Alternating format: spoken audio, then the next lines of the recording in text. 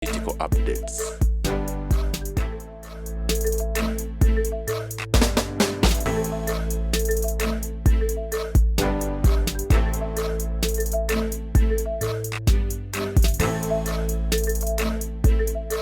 Bingi ebyogerwa pipeline na biki n'okuba nti yagguddewo essomero eriyitibwa mu 7 primary Nassani primary school ya buwumbi 5 beddu essomero galikwoleka liri ku ekazi l'ettaka 11 ebyo nebyo tugenda okuba tutunulira wamu n'okubanga beeyi y'amafuta efuuse beeyi amafuta gafuuse amafuta abayimba palamenti bagamba nti bateka bateekewo etteeka erikugira abantu okuba nti baduumula ebbeeyi y'ebintu katandikira mukunda Tamale Mirundi abenga tutemera ensonga nga butuzikonyego nebyo bingi nnyo muzeeyi family yonna gisabire family yonna gisabire andi munegwe yange ibonabona andi family nja gisabira naye gwe obuzibu oyina onna gibukkiririzaamu ate nze binkoledde muzeeyi watwala kusane n'otugamba bina kukkiriza mu ddiini etakyuka erina ddogoma n'oŋŋamba eri teriyo ddogoma naye mulimu abakyali ku ddogoma gyoli eyo wakyaliyo ddogoma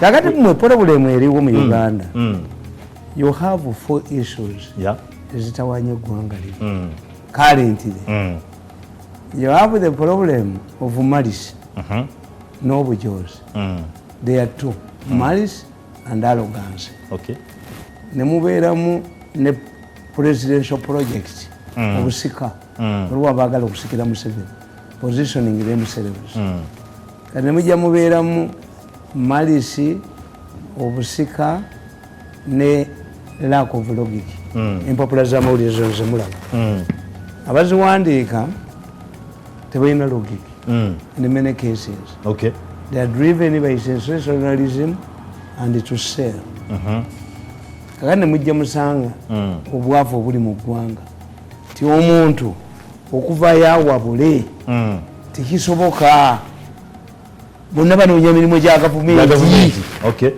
bali profesa baani bonna kakati eggwanga teririnawo omuntu awabula because of the consequences involved naye abawozi ba president tulina bangi nnyo bali naye mwenyini nga mwoli abayitadde bamwe babayise naye gwe kankubuulire nakugaa nti an advisor and handle are different an advisor in Uganda's case is welfare and even if the advisor does not need the one you advise he will take your advice osobola advice n'agamba nti mugiteeke mu kasebera tegenda kungasa yes he is not obliged to take what you tell him kakati let me tell you mbatunulya n'embalaga media kubanze Katonda yannyamba I was prepared wagamba kasomaliza bino byonna ogenda kudda ku nsonga ya nasoma propaganda in one of the best institutions propaganda ne musoma nti propaganda is a packaging of facts but to suit a certain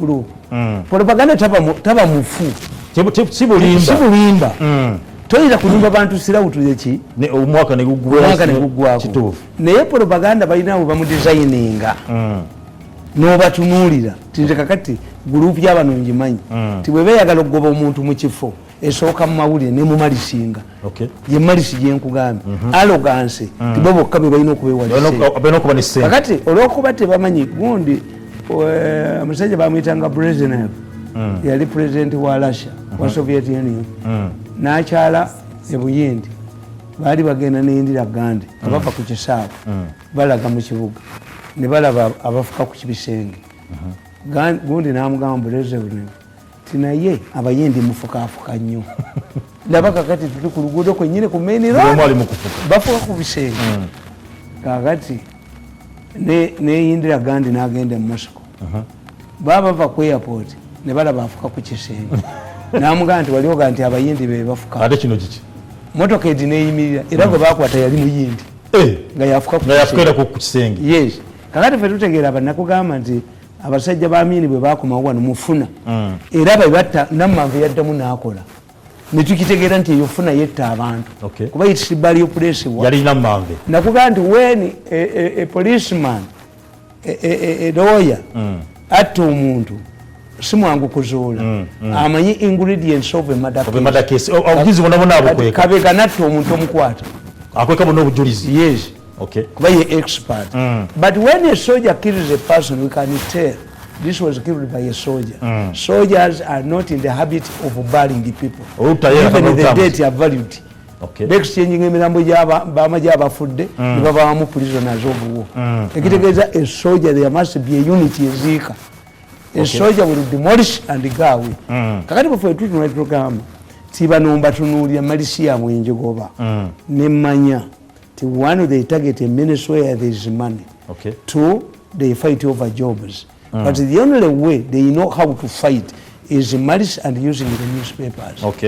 Nemba analyze nemba gamba tikakati ekyokubiri ti media yamwe tebakolera ne public eri galibo tikakati tugeze let us look at a message amusenero milioni 8 mwagenze mu kukola eddagala bwemba mutandise okukola eddagala process y'eddagala nayo siwa kuwa bantu bamwe. World Health Organization must look at the drug itself. So once it is a drug, it must go through a modern process. Ina steps zeitamu. Yes. Ndibasoka edagaligi okujja ko COVID myaka eji nigenda ku nkima nigenda ku mese nigenda wa nigenda ku human being. Ndibakufuna ba volunteers. Kati in Uganda is not easy to get volunteers because they are suspicious about projects. Yes. Babi chabuli bimiri nomagamba esisobola kuligezesa zako buribe fu kubanga they kakati kitegeeza ti emmese zeetagibwa mujja kugula n'enkima zeetamale emmese zeetagisa ne milioni 8 anti gwereta yegula anti kyemubulira gwotutte emmese si zino. This is a scientific rat. Yes, wayingidde mu nsi ekola eddagala. Kakati ne minisita yennyini n'ababaka ba parliament ne ba scientists tebasobola kumunnyonnyolerako. Ono omusajja mulumba mu senero yakolanga mu ministry n'ayangamu byanyazeemu n'agenda mu kalu kati emuluma nnyo. Yali alowooza nti ali ku malice gye bayogedde. Yes, they have malice. They have malice because for me you know nti ngira omuntu ngoberera omuntu nemanya bano be baliwo bano bennyini bano be bakikoze. Kakati nemmanya nti bagenda ku abantu bagenda ku insighting abakozi beediimi. Normally they incite teachers at the commencement of terms or during the exams. President yagambye tugenda kutandika okusoma mu January. Kati bagenda abasomesa bayinza okwediima bajja kubona ekibiina kya UNAT beediimi. Museveni abawe sente z'abawa miliyoni mu kibiliyoni anabbi bazibbe basirike teba true cause wabeerawo abakirima era zino sente omukazi Museveni ze yabawa biliyoni 15 bwe bazitwala mu union sente bazibba sente baziwa omukazi kakati bakino kitwagazaki owesimu muveeko nedda sometimes biyinza okuba kiyinza okuba nga kigamba nti oba gundi teraba oba ki owesimu muveeko kwe tuli live totya kakati nkugamba nti ezo sente mu union bazibba bayincitinga ba members as you talk about National Security Fund you don't talk about UNATU. UNATU ekibiina ky'abasomesa kitwala buli musomesa kimujjako 1%. Bali bameka mitwalo 16 1% ku buli zo ziragawa ku musaala every month zo ziragawa. You talk about National Security Fund kuba bagala okubba sente baliwa batagetinza omusomesa National Security Fund. Yes notamanya National Security Fund kakati wonotwalayo mid-term access sente tebajja zi-investinga mulongo term kuba the money is intended for investment. Bakola losses bakola ki tewali akibanyonyola. President simanyo ba the president naye atunulya demands z'abano ye nakisindikira aba National Security Fund. Kati aba National Security Fund bone beerabira tisikuwakanya Museveni. No, an expert in economics will tell you this money will be kept in a liquid form. We calculate the number of people who are going to retire, who are going to receive this money, so therefore a large percentage of the money is not going to be invested. To just take a wow about what was the purpose of investing in money? Kakati echo mutimusobola kitegeera because the newspapers kakati today explain to me lwaki strike ya abasawo yagudde It is still on. Yagudde. No, it is still. They have no credibility. Bannabu batemba nyonyi. It is still on. Bannabu bayitumula batemba nyonyi.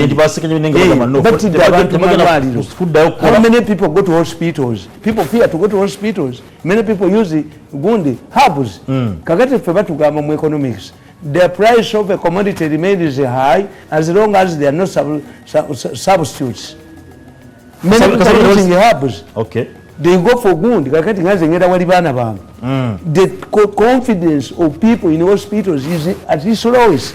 Amalode bagajjamu obwesige. Yes. Nebono ganti ka government. How many people go to government hospitals? Batono ddala. Yes. Kubanga ne bagenda namwe kati gabeera. Tokyasobola kugamba nti tukiyita effective boycott. Effective boycott kitegeeza n'amalwaliro ga minsani gakole ki? Gedime. Sika government ko kabasawo akuloosi beediima. Kyovera batukuga nti allied workers.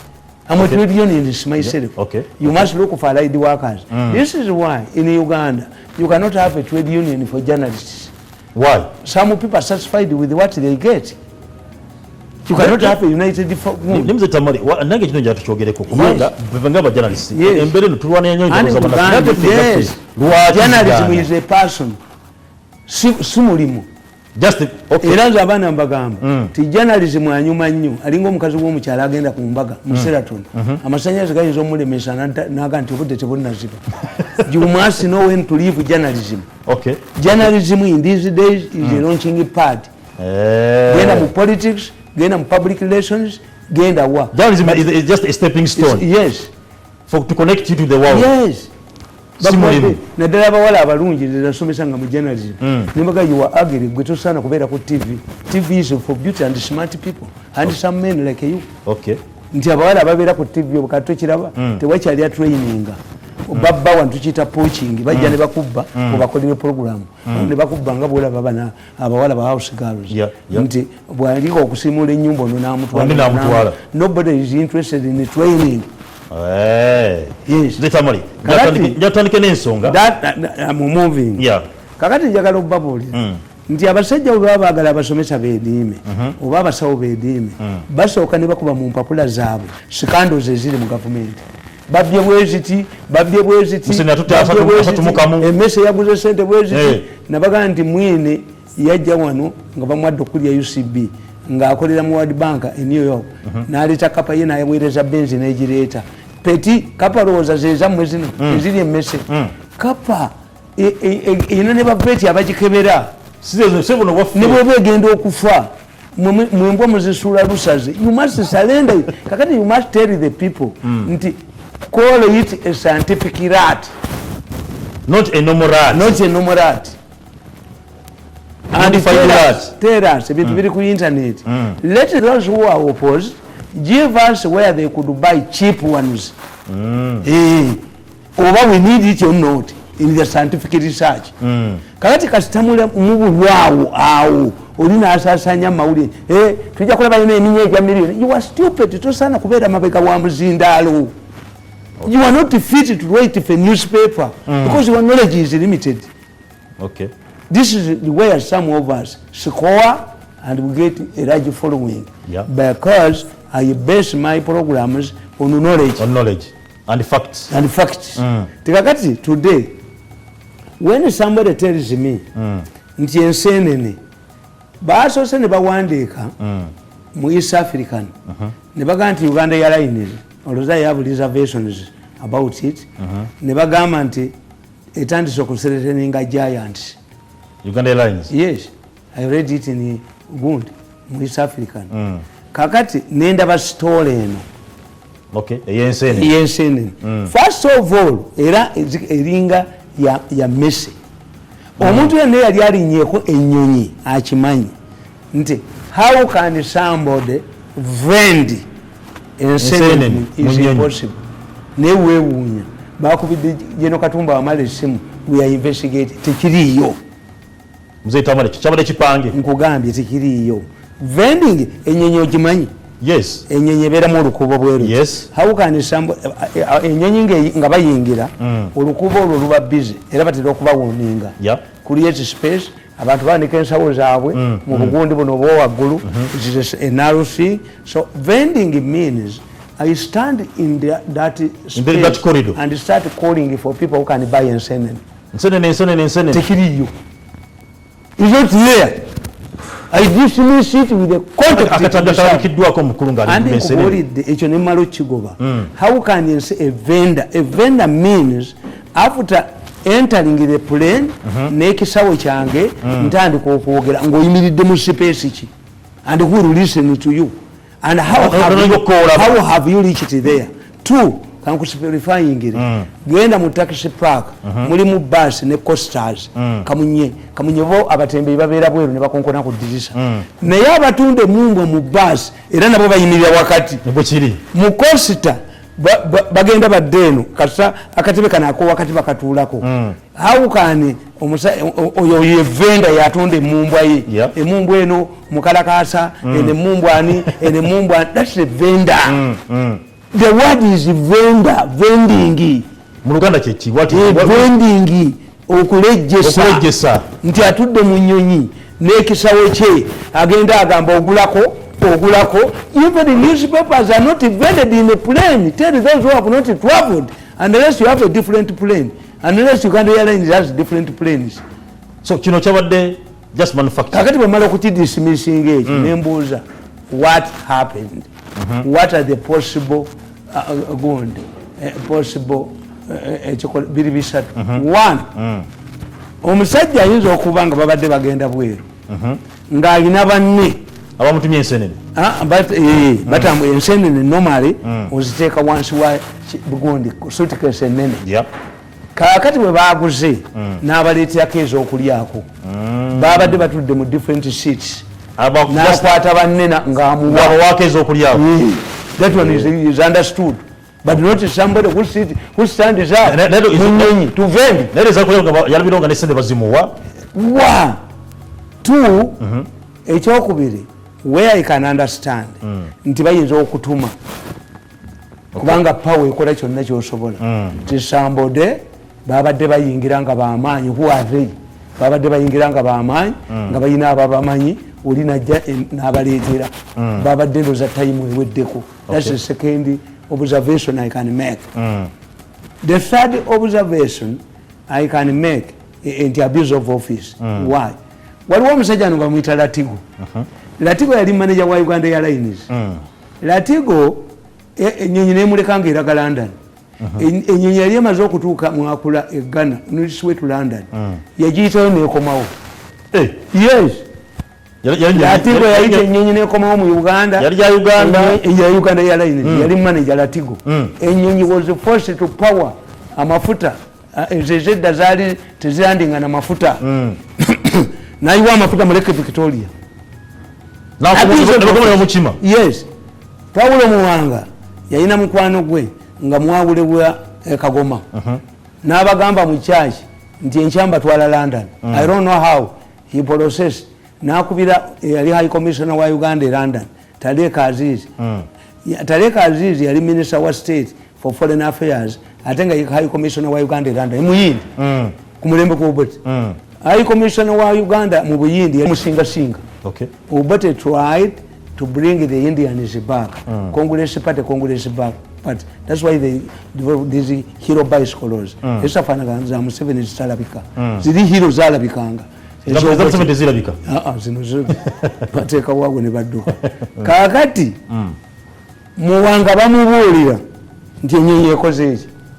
Ejjudde yasuubizizza omwawule ne mukazi w'okutwavulinga e London. What did he do? Muwanga came on the tarmac, yali hoteli ye. Muwanga yajja ku tarmac n'ajjamu abazungu babiri. Bano ne balinnya. Yes. Naga toka yi. Mujjamu abazungu babiri. Muwanga bano balina okugenda. So in our countries, abuse of office can be accepted. Okay. But even these people, we tukutegeera nti oli machiwa mu media, you don't know how to handle scandals. How to handle scandals. Okay. I don't need to investigate. Enough of that story. Ati kakati nkubuulira nti bano kyebagezaako bagamba in spite of the fact that we have suffered bombings, the security at the airport is lax. Okay. They are chasing away passengers in Uganda Airlines. They are chasing away people. Yes. This is what the president yachoge. And that's what they do. Mwenye yachoge nagamba ati abasajja babira mu Uganda. And kubuulira. Ye mwenye yachoge. We know kumanya how to fight your enemy. Kubanga bali abazungu balina insurance. If you die nga kyofiiridde mu kigute bakusasula. So this is not something that is simple. You can just sweep under the carpet. It requires a serious. It has a sabotage. It smells mafiaism. Era ino kubatunuulira nti wakateekayo manager omukazi omupya bali bagala kutwala manager ono aliyo ye n'abalemerawo n'abakuliyetingira crisis kuba oyo gundi professor waso yali mu government printers manyi bato n'agibaleetera naye n'asigalawo kakati omukazi gwe bali baga nti yasinze ebigezo omusoga n'afuna ekya deputy kakati awo mbategeera era mu 1985 if you don't know ennyonyi abayekera ba Museveni bawamba ennyonyi yali eraga London ne bagisuula Kasese anti yali yakolera okero sente Kayire yajonera watono nnyo naye batta abantu abo abakolanga mu Uganda Airlines I remember man called Kabundu babatta tukonaive nga basazeewo badire ennyonyi ya Uganda Airlines eyaliwo yali esigaddewo sente nga yekolera abawokero sente abayekera bagiwamba ne bagisuula Kasese. Ennyonyi yaffe eya Uganda Cargo yagobya era obutamatira oyo waligo yali abadde prime minister mu government y'Okero laba bwe bamulonda abeere chairman wa Cargo gundi simanyi Kagani company ennyonyi yaffe bagikwata etutte ebyokulwanyisa Yugoslavia against UN armed sanctions yego bago bali bakuba mu komera sente mukulu okima kimu bintu why don't you go home bamusiba waligo. So scandals mu bintu bino nze I look at the background and I move cautiously and I can understand. I rango yogere gundi supervision Luja nebanga nti ali mu meeting. I want to tell him don't joke with this thing. Omanya times a patriotic man like me I nkole emirimu egitali na jange but because I know nti benkolera abanna Uganda basiima. Okay, mzee Tamale, tandikeni issue okuba president tandikeni issue tunulira kino tunulira China ekirala ate kiriwa nantaba ekimukoza bino nantaba anga nantaba you certainly are treating a human being. Ladies and gentlemen, learn that we are a product of a sexual act between our parents. We are not bought from supermarkets. We are not made by carpenters. A human being, omukazi bambonyabonyeza nnyo ne bamuleeta ne bamuwa omulimu gwa landis ne bamulumba nti yasoma nantaba yatuukako nga tafuna musaala ng'omusaala gwe gwonna bagutwala nti yafulawo n'agenda ne bamunoonya bamubattule nantaba era ne baagala basibeye ku musajja yabadde amutweyiringa omusamuzi era yabadde aguzeemu ne mubattula n'aguddukamu ogwa nantaba omusajja eyatta n'agamba kasa nantaba yasaba ebintu omusajja eyatta n'agamba nti nzikiriza nze natta sijja kumalya kooti naye enanga yali akwata nantaba owaiso yali akwata nantaba kakati nantaba agenze mu easy bitter. In fact, let me tell you, for us Baganda, when somebody is involved in an accident and it does not shed the blood and the blood remains in the body, in many cases such a person dies. Abaganda baga nti mafumira omuntu nga ffe aboogera to vomit. I vomit out when I'm angered. I vomit, I abuse, I do what? I'm okay. But you have many silent people in the government who are facing with the anger. But because banonya yakawogo nabaganda President Museveni ajadde olunaku lumu agambye nti gavumenti ye bagiwambye alabe baminisita abazina mu lugendo wagamba agambye olunaku nti oba abatwale egindi I have not come across a happy minister obulenzi bubayingiramu ne bubajoga ne butwala sente ne bukuba amawulire ne bukwonona ne bukuba ki ne bujoga nolaba omukazi nga Nasali talina mwana abakoledde emyaka 7 ne mugoba ne mutwala eri enkya ne mukomyawo ne mulaba babyandaala buno obuvuka bwe bwabba oluguudo lw'ekatosi ebintu ebyo byonna n'abitunda ne biggwa. You think such a people are happy? No, they can't. And you think their families are happy? Tekisoboka. A human being is a human being. This woman is expressing anger. Nantaba is expressing anger. Yes, Chavavayo, Nabalaga. You see, I'm telling you, these people, these younger people, who humiliate people, must change their practice. Kubanga, as we speak today, the organic case is concluding, batemba ekyokubiri presidential project is dead, ekyo kyafudde kakati let the country cool down. Babino byonna mubadde mubikola nti potential ani asobola kuse who is my rival. Tulina okufuna sente kuba bwa president bwetagisa presidential bid yetagisa sente nyingi. Tulina ebintu ebyo the organic case ne presidential project bye bitawanye eggwanga lino. Okay. Because everything, Bala sent in Joe. Are you snakes to bite everywhere? Babala, what's Bagala send? Yeah. Doesn't he get a salary? Mumko salary. Kakati ekintu kino, this is a very dangerous story. Story and Nantaba. I also saw a presidential advisor supporting an opposition candidate in their right. Yali awagirani. Umwami wajema yani. Basario. A presidential advisor closed openly. Yeah. In political parties, it is indiscipline, punishable. Yes. To not to support your candidate. But this is anger. But Nantaba is no longer in. No. It is independent. Why is he independent? And in fact, let me tell you, I'm predicting one thing. And you see, for me, when I predict 10 things, I see at least 8 happen. I see 8. In 2026, we shall see a split in the movement. You are going to see people who are not going to close to other parties, but you shall have an independent movement. NRMB. I'm telling you. Those who are angered. If you don't constitute a reconciliatory committee headed by Chigongo and the people like Uganda and bring your people back, kubanga abantu bakugamba, I was not defeated by NUP. I was defeated by NRM people. How can I work with them? This is what they don't know. How can I work with you again? Because it is a trust which has gone. Trust. The issue is leave out opportunities. But trust. Once you say woman, a couple divorcing, trust has gone. They cannot reconcile. After attacking my wife, battering my son, poisoning me 5 times, hiring a thugs to kill me when I have evidence, do you believe that there is still a possibility of reconciling? Unless one of us is a robot, he's not a human being. What we can do is leave me to drive in my lane. Now we know. Yes. Okay. Kari, Mzee Tamale.